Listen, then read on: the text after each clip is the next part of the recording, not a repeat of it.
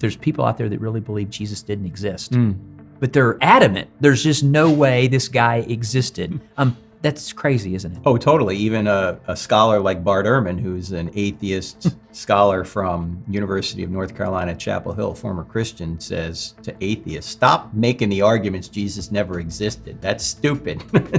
He's written a book as to that Jesus did exist, Yes. although he doesn't think he rose from the dead, right? Yeah, okay. correct. Yeah, I mean, when you think about it, where did all of these writings come from? And this character that is the most perfect and intriguing character in history, who, by the way, is the center of human history, a man who never wrote a book, never traveled more than 200 miles from where he was born, never owned a company, never led an army, never held political office, never did anything that you would think make this guy prominent. Yet 20 centuries since he allegedly existed, he is the center of the human race. How did that happen if he never existed? I mean, could you really imagine, let's go 2,000 years from now.